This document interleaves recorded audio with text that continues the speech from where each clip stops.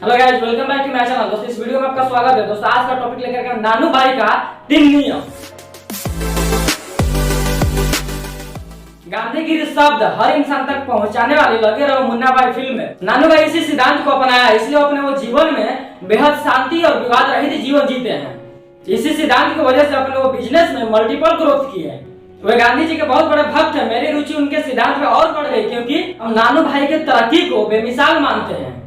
कैसे सब कुछ खत्म हो जाने के बाद भी 52 साल की उम्र में 60,000 से 15 करोड़ तक आते देखा मैंने उनको। उनके सिद्धांत को मैंने नाम दिया नानूगिरी, और इस सिद्धांत से आप बहुत सरल और शांत जीवन जिएंगे।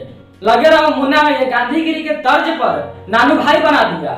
यह नानूगिरी भी गांधी जी से प्रेरणा लेकर के आया हुआ है। सालों से पर्सनालिटी डेवलपमेंट, कम्युनिकेशन स्किल और लीडरशिप का ट्रेनिंग देते हुए मुझे लगा कि कुछ सिंपल फॉर्मूला होना चाहिए जो इंसान को मुश्किल में मदद करे।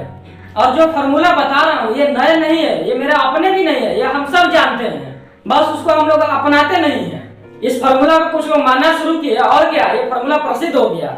यह फॉर्मूला काफी लोगों को नेगेटिव भावनाओं में मदद की, गुस्सा और चिड़चिड़ेपन को भी कम करने में कुछ लोगों को मदद की। जब इस फॉर्मूला को बड़े कंपनी में मैंने पेश किया तो वहाँ के लोगों के मन में भाव था, मैं सब कुछ जानता हूँ। फिर मैंने लोगों को समझाया कि आप सब कुछ जानते हुए भी गलत काम करते हैं, लेकिन अगर जिंदगी में परिवर्तन चाहिए तो मैं सब कुछ जानता हूँ ये शब्द हटाना पड़ेगा। तब जाकर के कुछ लोगों के मन से ये बात निकली, और जो जिसके मन से ये बात निकला वो कंपनी के सीनियर लोग थे। जूनियर लोग अभी भी ऐसे मन में भाव लगा कर बैठे हुए थे कि मैं तो सब जानता हूँ, ये मुझे क्या समझाएगा। और उसमें से एक बंदे ने बोला, इट्स इजी टू से टॉक्स टू डू। सर, बोलना बहुत आसान है लेकिन करना बहुत ही मुश्किल है। मैंने कहा हाँ सही में ये मुश्किल है लेकिन असंभव नहीं है। अगर ये फॉर्मूला अपने परिवार और काम में यूज करेंगे तो बेहद बदलाव होगा। वैसे भी सिंपल काम करके आप बड़ी बदलाव लाना मुश्किल है। बड़ी बदलाव लाने के लिए बड़ी और कठिन मेहनत भी करना पड़ता है। बड़ी सफलता के लिए लड़ना पड़ता है, कभी समाज से तो कभी खुद से। नानू भाई का पहला उसूल बहरे बने रहो। ये जो कहानी बता रहा हूँ, नानू भाई का कहना है कि ये उसी से प्रेरित होकर के निकला हुआ है। एक छोटे से गड्ढे में 4 मेढक गिर गए, बाकी के मेढक चारों ओर आकर के बैठ गए और उसे जोर जोर से आवाज लगाने लगे, हिम्मत मत हारो, एक बार पूरी ताकत लगा के कूदो, बाहर निकल जाओगे। कुछ देर तक गड्ढे का मेढक मेहनत कर रहे थे, लेकिन कुछ समय के बाद वो काफी थक गए थे। इतने में एक नेगेटिव मेढक बोला कि रहने दो, आखिरी समय में क्यों शरीर को तकलीफ देते हो। भगवान का नाम लो और भगवान का मर्जी मान करके मृत्यु के लिए स्वीकार करो। और ये बोलने के बाद बाकी के सारे मेढक भी जोर जोर से प्रार्थना करने लगे भगवान से मरने के लिए। हिम्मत हार करके 3 मेढक की मृत्यु हो गई और चौथे मेढक पूरी ताकत लगा करके अचानक बाहर निकल गया और बाहर आकर के सभी को धन्यवाद दिया। बाकी के मेढक को समझ नहीं आ रहा था कि ये धन्यवाद क्यों दे रहा है, क्योंकि वो लोग भगवान से मरने के लिए प्रार्थना कर रहे थे।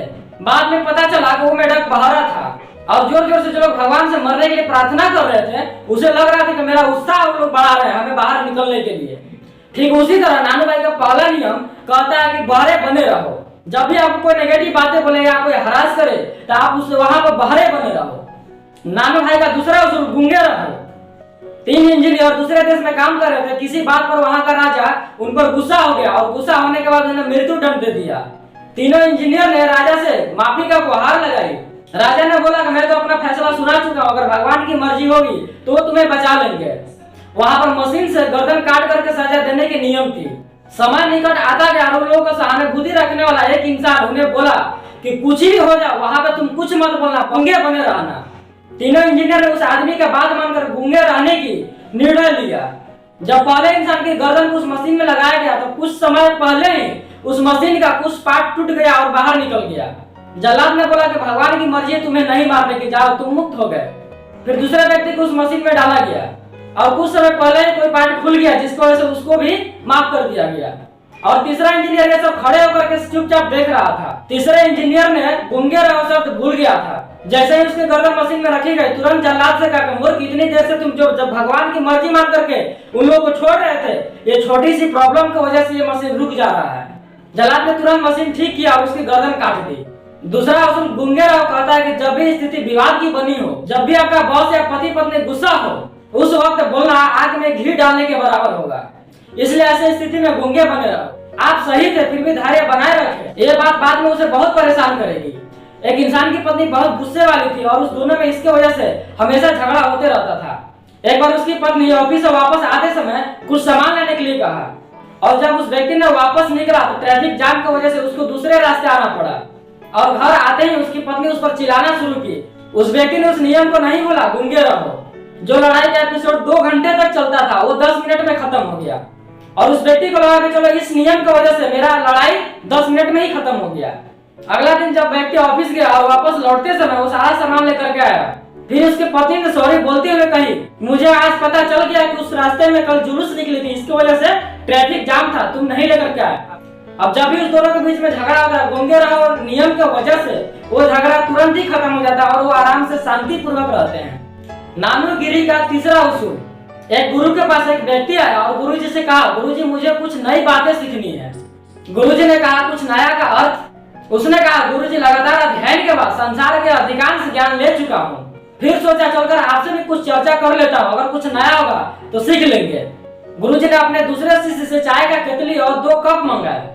अपने कप में उस केतली से चाय डालना शुरू किया, कप भर गया। इसके बाद दूसरे कप में चाय डालना शुरू किया, कप आधा भरा, पूरा भरा और कुछ समय बाद चाय भर करके उसमें गिरने लगा। उस व्यक्ति ने कहा, गुरुजी आप ये क्या कर रहे हैं, चाय नीचे गिर रहा है। गुरुजी ने जवाब दिया कि जिस तरह से भरा हुआ कप में और चाय नहीं आ सकता, उसी तरह से तुम्हारा भरा हुए दिमाग में और ज्ञान नहीं जा सकता। और ज्ञान चाहिए तो पहले दिमाग को खाली करके आओ। ठीक इसी तरह जीवन में अगर आप कुछ पाना चाहते हैं तो हमेशा अज्ञानी बने रहें और अपने अंदर ज्ञान को आने दें। ये दुनिया ज्ञानियों से भरी पड़ी है। कुछ लोग बहुत कुछ जानते हैं लेकिन अपने जीवन में वो कुछ भी नहीं उतारते। कुछ ज्ञानी ऐसे हैं जो कुछ नहीं जानते हैं लेकिन वो दिखावा ऐसे करेंगे मानो वो सब कुछ जानते हो।